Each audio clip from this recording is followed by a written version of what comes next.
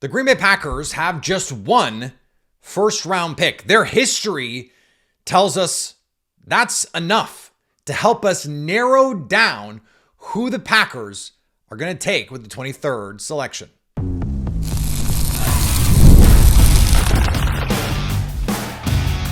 You are Locked On Packers, your daily Green Bay Packers podcast. Part of the Locked On Podcast Network, your team every day.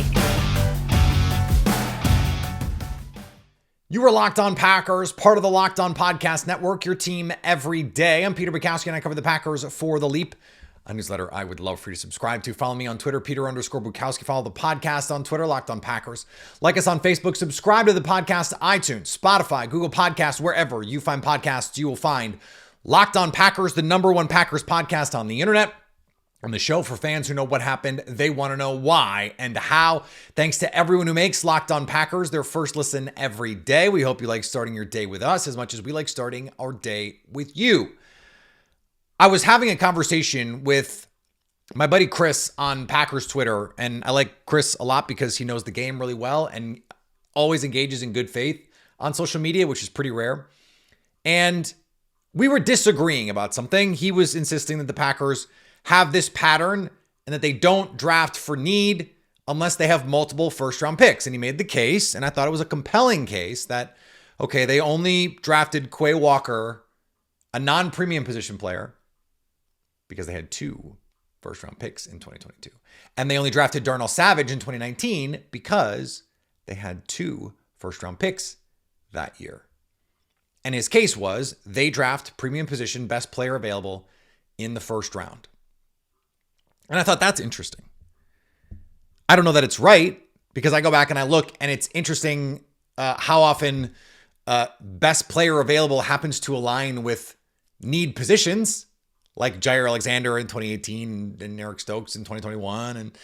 And it is just, I mean, Rashawn Gary was not a need. That was a luxury pick, but Darnell Savage certainly was. And Quay Walker certainly was. Day one starter. Jordan Morgan, we didn't know if Rasheed Walker was going to be Rasheed Walker. We didn't know if Sean Ryan was going to be Sean Ryan. Offensive line, we knew was very much a need for the Packers. And so I thought, okay, let me go back and look. And I went back through Ted Thompson. And it is clear that while Brian Gutekunst, I believe, is telling the truth when he says there's no mandate that says we don't pick receivers in the first round, it seems clear to me that they don't value receiver as a true premium position, or once in 25 years, they would have taken one just by coincidence. Now, again, they almost did. They moved up, or tried to move up, in 2022. But when they did that, they'd already taken two other players. So it is a different circumstance, right? It allowed them to be a little bit more aggressive. You go back and you look, the Packers' first round picks through Ted Thompson, essentially all of them, when they only had one, were premium positions. Defensive ends or edge players when it's a 3-4, tackles, corners, quarterbacks. I mentioned the pass rushers. And then the AJ Hawk one is a little bit of an outlier. But if you look at that draft, the Packers had the 5th overall pick. And I think it's easy to see how at that point you go, we have one true blue chip player left on our board at 5. We're not able to trade down, grab AJ Hawk. That's one of those weird ones. And that's the highest pick that they've had since then. And they haven't really been that close. Every other pick has been a premium position. And I wonder if you could add safety as a premium position. They did take HaHa Clinton-Dix in 2014. They took Demarius Randall in 2015. The idea we find out after is that he was supposed to be a nickel safety hybrid kind of player. But maybe for Dom Capers, that was considered premium.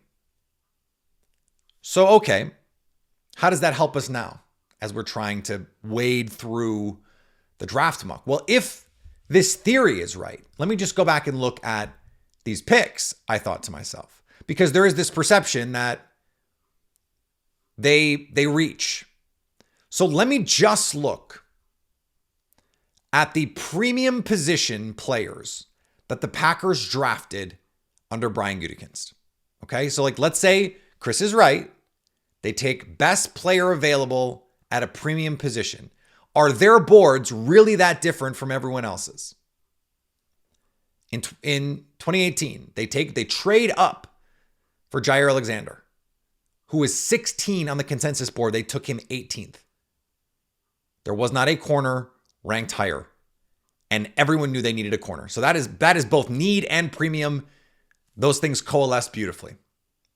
The next year, they take Rashawn Gary at 12.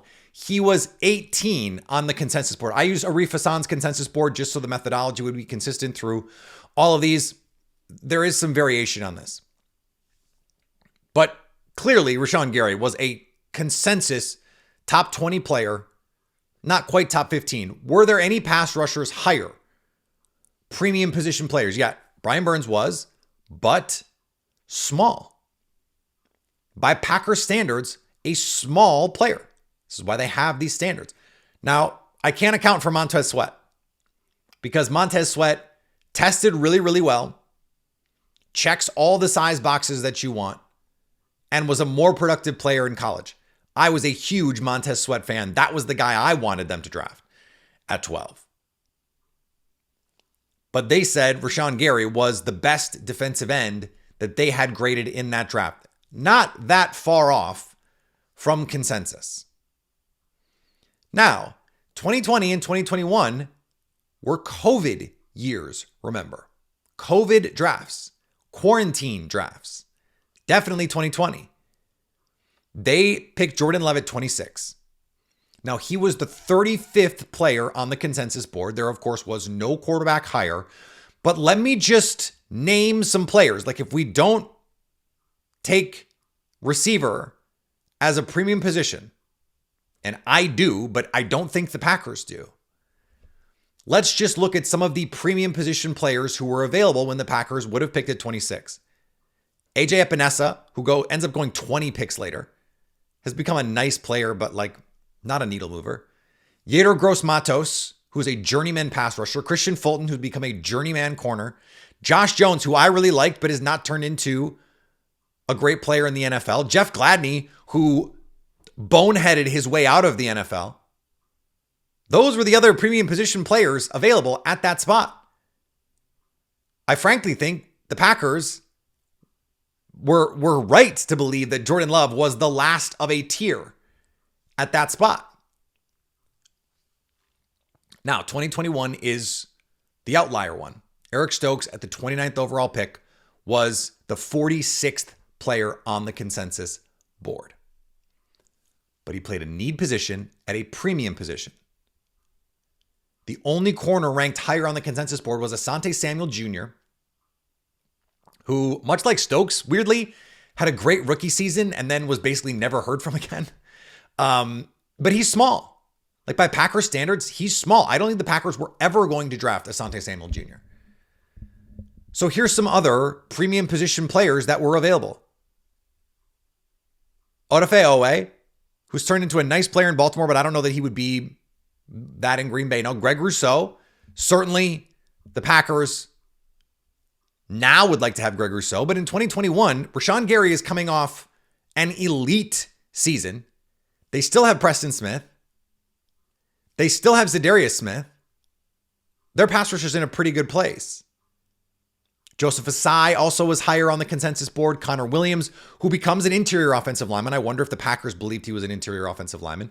Liam Eichenberg, who in Miami has been a mess and ultimately is an interior offensive lineman, was ahead on the consensus board. Christian Barmore is really the one where you go, yeah, they could have used someone like that. But this was when Kenny Clark was at his peak.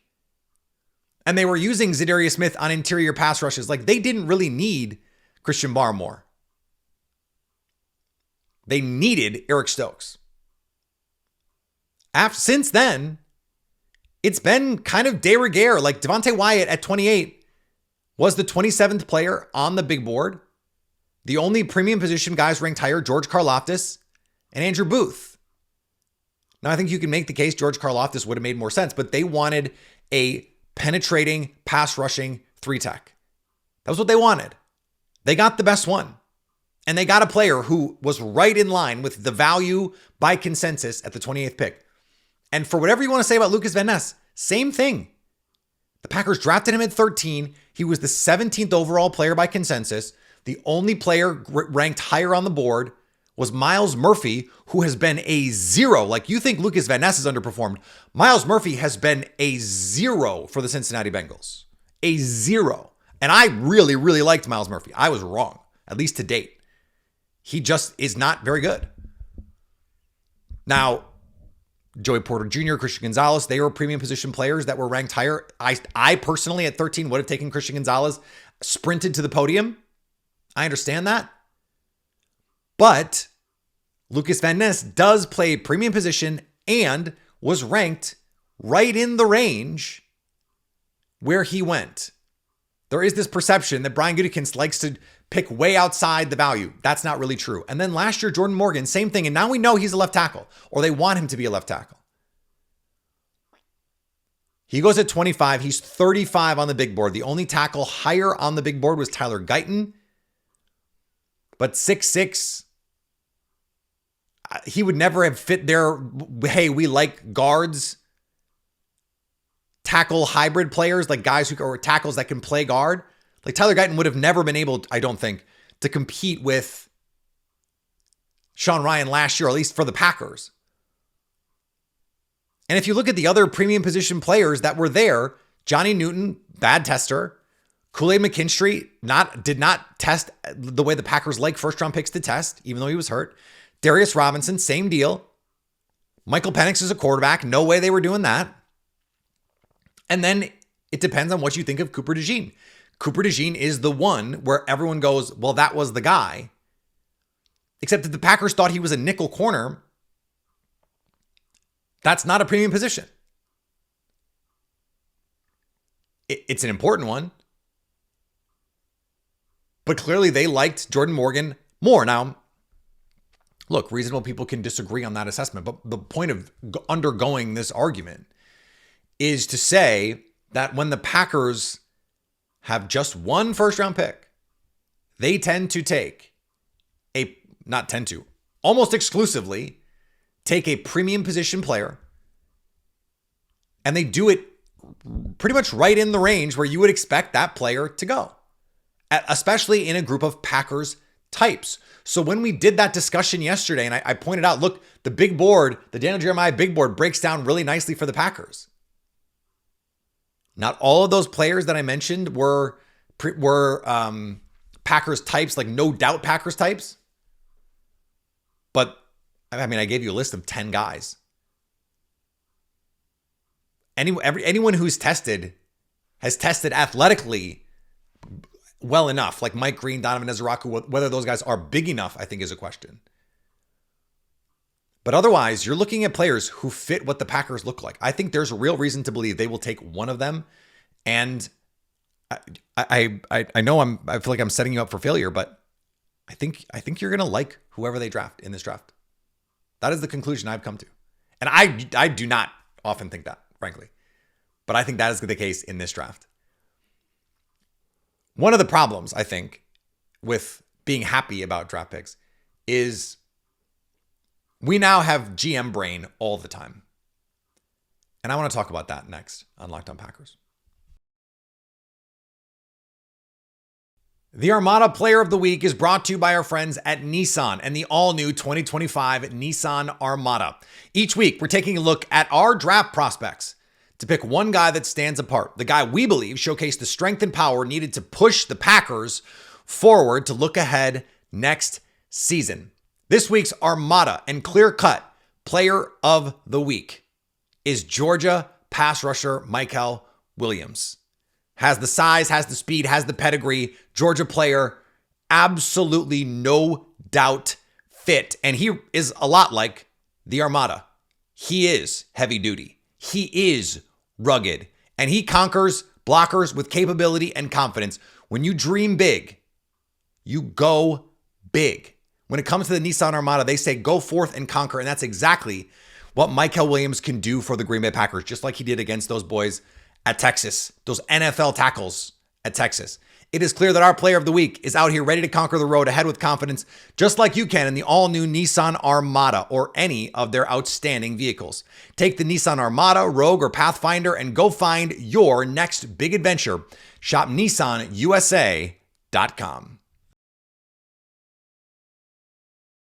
There are some people I talk Packers with who I love to talk Packers with, but I have found, and I do this obviously as well, but I have found there is this trap that we can fall into where everything is about value maximization and optimization. And this is the life that we live now, right? There's all the longevity supplements and, oh, what are you cold plunging? Like everything is optimized. And I'm not against it. I engage with a lot of that stuff. I mean, when we finish recording this podcast, I'm going to go take my magnesium. And before I go to bed, I'm going to take my glycine because I want the good sleep that helps me be healthy and helps me live long. Like I get it. I'm with you. I wanted to make sure I got my daily protein in today. But when I hear people say something like, if Lucas Van Ness is only good in year 3, then you're missing the plus EV, the added value of having him on his rookie contract. That person is right. Okay? That person is technically right. But two things. Number one, this is why you draft premium position players. Because if in year 3 you get the best version of that guy, you're getting an extremely valuable player. But also, the goal of the draft is to get good players, even if you have to end up paying them. The Packers, in both the Brian Gutekunst and Ted Thompson era, never were unable to sign a good player on their own team to an extension that they wanted to sign because of money. It is rare you have a team. Now, the Eagles did it last year where like they could not sign everybody. They extended Saquon Barkley. They extended Zach Bond, but Milton Williams walked. They cut Darius Slay. Now, that was more about the young players and age and price tag. The Packers do that too, where they cut aging, expensive players, and you have to take a little dead money. But this idea, and this was a thing with Jordan Love too. Well, if he only starts in year 3, then you're missing, all the fun of having a rookie quarterback salary. That's true. It's also not why you draft the quarterback. You draft the quarterback because if you get that pick right, nothing you can do is better than that. Nothing you can do. And I said it on draft night that if Jordan Love is a good player, he will be more valuable than almost any version of a receiver would have been to the Green Bay Packers over the lives of their rookie contracts. And that turned out to be true. Because really 1 year, and if you add the 5th year option, 2 years of Jordan Love in aggregate value, and if we're going to get nerdy on the plus CV stuff, let's do it, is absolutely more than the receiver that they would have taken in that spot. Because quarterbacks are just worth more. Now, above replacement, I think that's a different and reasonable question. Like above a replacement quarterback, but I don't know who that would be. So let's say the Packers drafted T. Higgins. They wouldn't have. Let's do it this way. Let's say they drafted someone that I think they would have actually drafted. Michael Pittman Jr. And now Aaron Rodgers is gone because Aaron Rodgers was going to leave no matter what. And Maybe it was in 2022, maybe it was in 2023, but Michael Pittman Jr. is still on the Packers, and now you have no quarterback. What are your prospects? What are your prospects? The Packers are paying Jordan Love $50 million. They have had no problems paying their players on this team, and they're not going to have any problems paying their players next year or the year after or the year after that. So what does it matter if they didn't quote unquote maximize the Jordan Love? It doesn't matter. He's a good player, and that's what you want. If Lucas Van Ness is a good player this year, a quality starter, it doesn't matter that it took until year 3. The point is to draft players who become quality starters. What fans really want is they don't actually want the plus EV on the rookie contract. They don't want all the fancy stuff. They want a player who plays right away and plays well. That's what they want. They want Jair Alexander. But those guys are rare. Like Jair Alexander becomes a Pro Bowl All-Pro by his 3rd season. Whereas with Rashawn Gary, you're like, can you please just be a quality starter? Lucas Van Ness, can you please just be a quality starter? Now, Rashawn Gary was much better than a quality starter. He should have gone to the Pro Bowl in 2021 and had like a borderline fringe All-Pro case in 2021. He was outstanding, a better pressure rate than Nick Bosa. And if you include 2022 before he tore his ACL, also a better pressure rate than Nick Bosa that year and a half.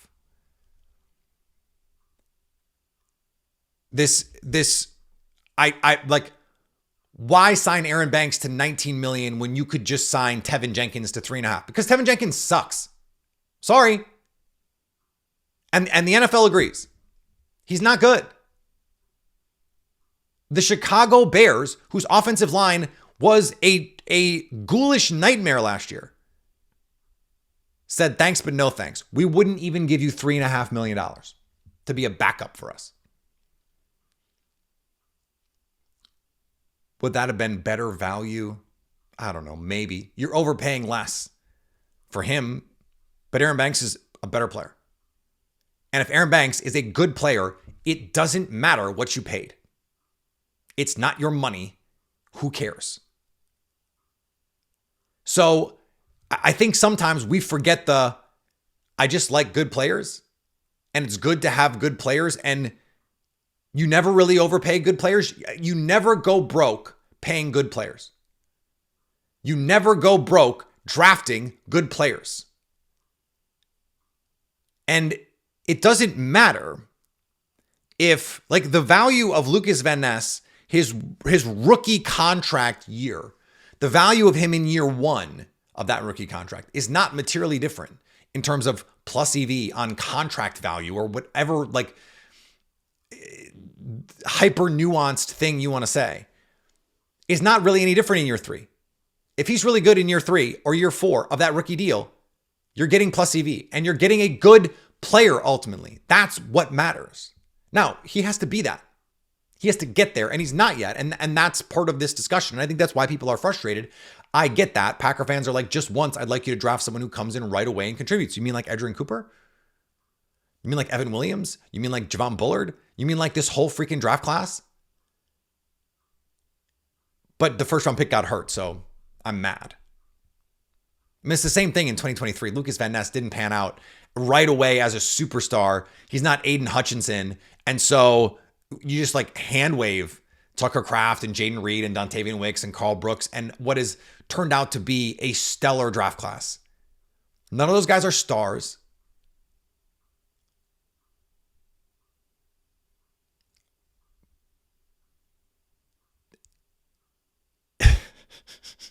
It makes me laugh a little bit. And this is the thing. If I'm the one saying this, the guy who is into all of the numbers and the EPA per plays and the DVOAs, and when we talk about the positional values and the contractual values of those positions and why premium positions are premium positions and why you want to take premium positions early, all of the data and the underlying stuff, it does matter to me. But you can't get so bogged down in asset management. This is not a Robinhood account. You're not Daryl Morey. I was teasing Wendell Fajeda that he's Howie brained. Like, don't be so Howie brained that you can't see that having a good player is good. And yes, you want to have good players early always. What you'd rather have, because most rookies are bad, is you'd rather have players who are in year 3 very good players versus players who stink and play right away for you. Like, you'd rather have the Rashawn Garys of the world than Quay Walker. Quay Walker started his first 2 years, played almost every snap the first 2 years. Was one of the worst regular starters in the NFL on defense. And maybe he's going to be good this year. Played really well at the end of last year. And guess what? It doesn't matter if he's in the last year of his rookie deal this year. If he plays really well, he will be a good player. But you'd rather have the guy who's a really good player in year 3 versus the guy who starts right away and is meh. But I really think there are people out there who would rather have the guy who starts right away and is kind of meh. I really think those people exist. And it's wild. And I don't understand it. And we're going to have more Locked On Packers next.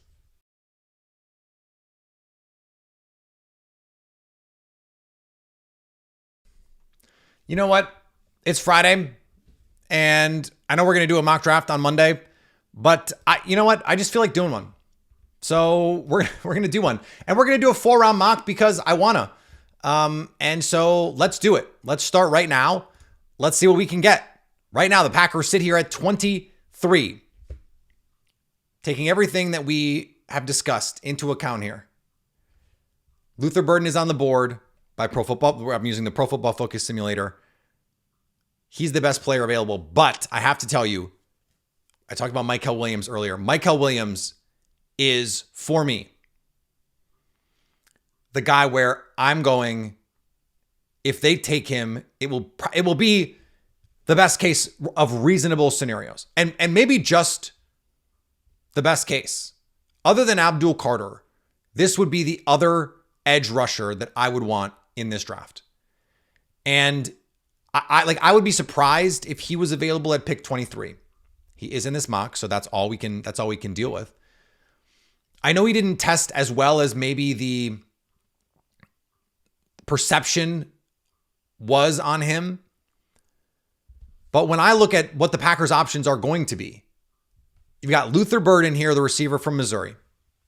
You've got Kelvin Banks Jr., the tackle from Texas, who I think is one of the few tackles. I think he's a borderline top 10 kind of player, certainly a top 15 kind of player for me. Walter Nolan is here. No athletic profile. I don't think that's going to be the move here. But there's 2 players that I think are excellent players available. Premium position, if they think Kelvin Banks is a guard, then he's off. Luther Burden, not a premium position. So the highest ranked player on my personal board in this case would be Mykel Williams. And I think he comes in, he's 20 years old. He's 20 years old. And if you want to play the Lucas Van Ness game with him, fine. But I think he's good enough as a run defender right now to play for you on early downs. That's the guy where I would even move up a little bit, because if you need to get to 19 and you got to give a 4th round pick to do it, I would do it. I don't think the Packers would, but I would. No, here we are at 54.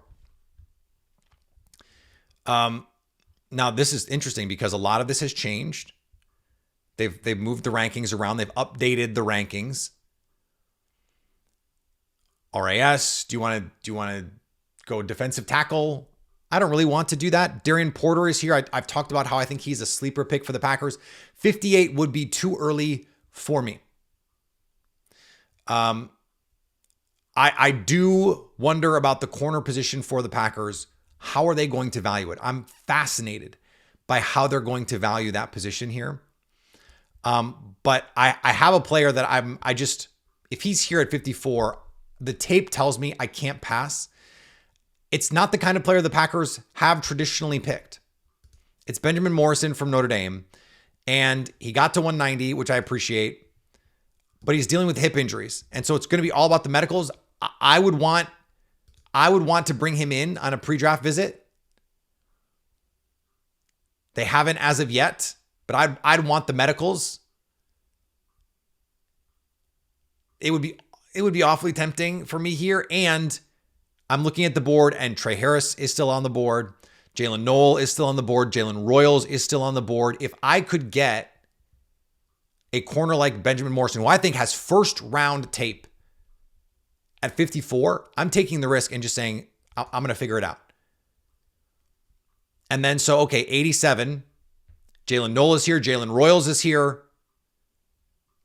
I mean, I can't not take Jalen Royals. This draft is fire. This is like a best case scenario draft.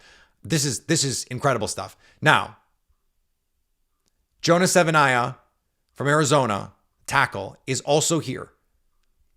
Could play guard.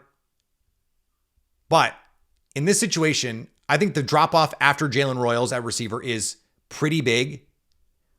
And I think I can get some guys on day 3 to give me some depth at offensive line. So I'm going to draft Jalen Royals. You guys know I love Jalen Royals. This has become just like all my favorite guys draft. And now see, of course, now Torrey Horton is here, and I could have taken him, and that would have been fun. Will Howard is here. Riley Leonard is here.